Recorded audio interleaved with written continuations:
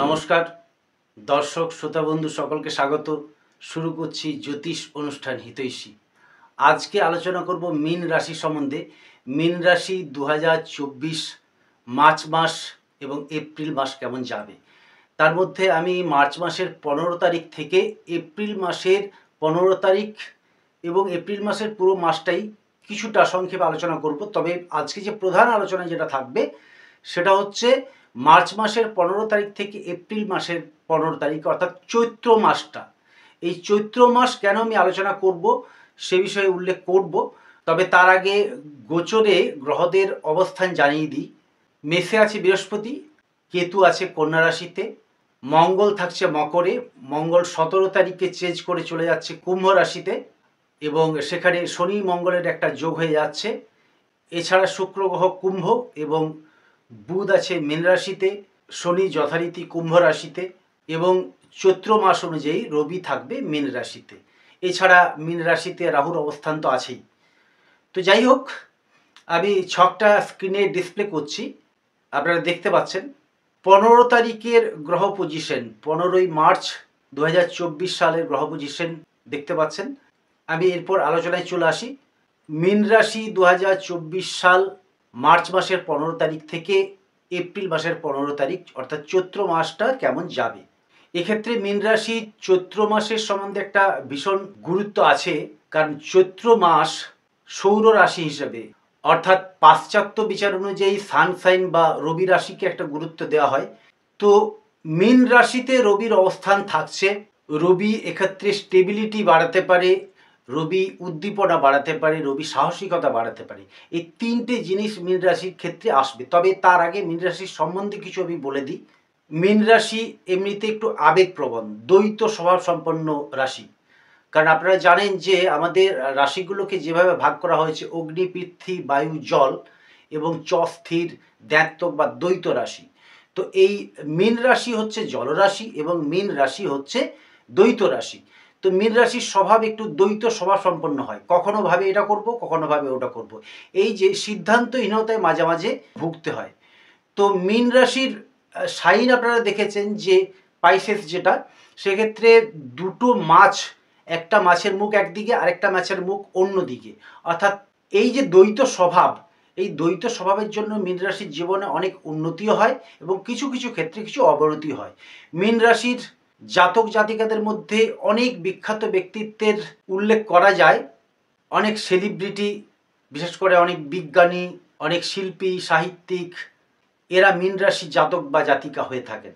অনেক লয়ার অর্থাৎ আইনজ্ঞ, অনেক বিখ্যাত ব্যক্তি কিন্তু মীন রাশিতে জন্মগ্রহণ করেন।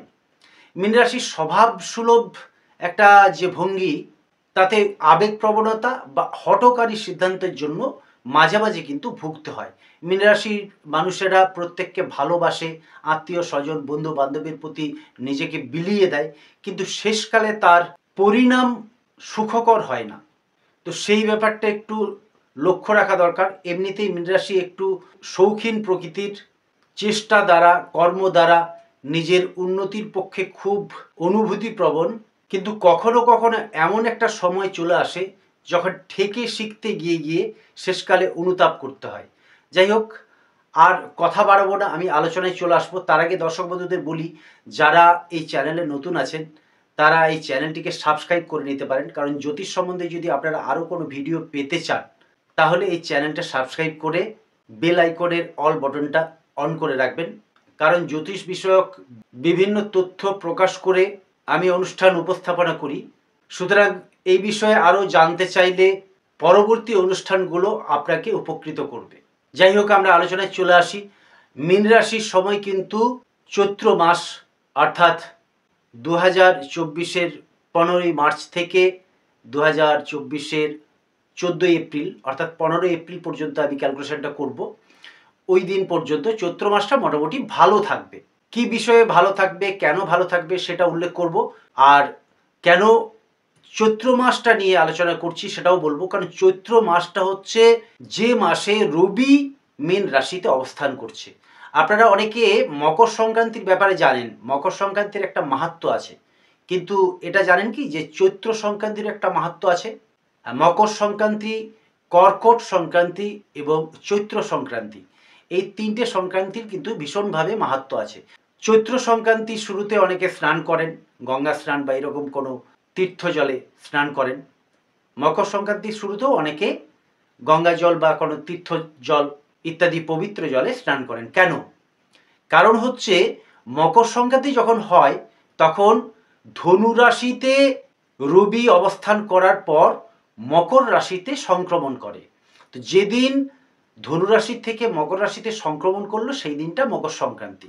এরপর মীন রাশিতে অর্থাৎ চৈত্র মাসে রবি মীন রাশি থেকে সংক্রমণ করে মেষ রাশিতে প্রবেশ করবে। তো এক্ষেত্রে মকর সংক্রান্তির মতো চৈত্র সংক্রান্তিরও একটা গুরুত্ব আছে। কারণটা হচ্ছে বৃহস্পতি দেবগুরু রবি ওই বৃহস্পতির ঘরে কাটিয়ে যখন সংক্রমণ করে অন্য রাশিতে প্রবেশ করে তখন তার একটা বিশেষ মাহাত্ম্য থাকে। কিন্তু এখানে প্রধান বিষয় যেটা হচ্ছে রবি যখন বৃহস্পতির ঘরে থাকে তখন রবির পাওয়ার অনেক বেড়ে যায় এবং ওই ঘরটির অর্থাৎ ওই গৃহটির মধ্যেও কিন্তু অনেক কিছু পরিবর্তন লক্ষ্য করা যায়। তো এক্ষেত্রে রবি চৈত্র মাসে মীন রাশিতে অবস্থান করছে, তার জন্য মীন রাশির মধ্যে যেটা আসবে, মীন রাশির সাহসিকতায় বৃদ্ধি পাবে, উদ্যম বৃদ্ধি পাবে এবং কর্মক্ষেত্রে প্রসার, নতুন যোগাযোগ এবং সর্ববিষয়ে অগ্রসর হওয়ার ক্ষেত্রে একটা আলাদা উদ্দীপনা লক্ষ্য করা যাবে। তো তাই এই চৈত্র মাসটা মীন রাশির ক্ষেত্রে ভীষণভাবে গুরুত্বপূর্ণ হতে চলেছে। তো আমি কিছু আলোচনা করে দিই। বিশেষ করে মীন রাশির কিন্তু ৭.৫ শুরু হয়ে গেছে, এই ৭.৫ এখন থাকবে। এই তো প্রথম চরণ শুরু হলো। তো প্রথমে কুম্ভ রাশিতে যখন শনিদেব অবস্থান করছে, কুম্ভ থেকে মিনে আসবে, মিন থেকে আবার মেষে আসবে, অনেক দেরি আছে ৭.৫ কাটতে। কিন্তু এই ৭.৫ প্রভাবটা বিশেষ করে যেমন মকর রাশি বা কুম্ভ রাশি পাচ্ছে, সেটা কিন্তু মীন রাশি এখনও ততটা অনুভব করেনি এবং এই চৈত্র মাসেও কিন্তু সেরকম কোনো অনুভূতি আসবে না। মীন রাশির যেটা হবে চৈত্র মাসে, একটু ব্যয় হয়তো বাড়তে পারে, কিন্তু কর্মক্ষেত্রে নানান যোগাযোগ এবং সফলতার ইঙ্গিত ভীষণভাবে লক্ষ্য করা যায়। কেন সেটা? কারণ মীন রাশির দ্বিতীয় স্থানে বৃহস্পতি অবস্থান করছেন। এই বৃহস্পতি দশম অধিপতি মীন রাশির ক্ষেত্রে এবং রাশির অধিপতি। দশম অধিপতি দ্বিতীয় অবস্থান করার জন্য মীন রাশির কিন্তু কর্মক্ষেত্র যথেষ্ট ভালো থাকবে। কর্মে কিছু যোগাযোগ এবং কর্মের মাধ্যমে, সৎ কর্মের মাধ্যমে নিজের কায় ক্লেশ বা পরিশ্রমের দ্বারা কিন্তু ইনকাম হওয়া সম্ভব, অর্থাৎ আয় বৃদ্ধি হবে। এক্ষেত্রে মীন রাশির একাদশপতি দ্বাদশে থাকার জন্য, অর্থাৎ শনিদেব নিজে একাদশ ঘর মকরের মালিক এবং দ্বাদশ ঘর অর্থাৎ কুম্ভ রাশির মালিক। তো এক্ষেত্রে কুম্ভ রাশিতে শনিদেব অবস্থান করার জন্য আয়ের ক্ষেত্রে বাধা না আসলেও ব্যয়টা বৃদ্ধি হতে পারে। সুতরাং মীন রাশির আয়ের জায়গাটা মোটামুটি ভালোই থাকবে। শনি মঙ্গল যোগের প্রভাবে সাময়িক কিছুটা ব্যয় বৃদ্ধি হতে পারে এবং মাসের ২-৪টে দিন স্বাস্থ্যে একটু অবনতি হওয়ার লক্ষণ দেখা যায়। বিশদ আলোচনায় চলে আসি। এই মাসে অর্থাৎ চৈত্র মাসের কথা বলছি, এই মাসে বিদ্যার্থী বা শিক্ষার্থীরা একটু লাগাম ছাড়া হয়ে যাবে এবং অলস স্বভাব সম্পন্ন হয়ে যাবে। গান বাজনা চিত্রকলার প্রতি আকর্ষণ বাড়তে পারে। তবে আরও উচ্চতর শিক্ষা লাভের জন্য এবং প্রতিযোগিতামূলক পরীক্ষার জন্য এ বিষয়ে সতর্ক হয়ে একটু মনোযোগী হওয়া উচিত। যারা নতুন কর্মপ্রার্থী তাদের কর্মের কিছু যোগাযোগ দেখা যেতে পারে। এছাড়া কর্মের প্রসার, কর্মের পদোন্নতি যোগও আছে। মোটামুটি ওভারঅল বিচারে এই মাস কর্মপ্রার্থীদের পক্ষে তুলনামূলক শুভ থাকবে।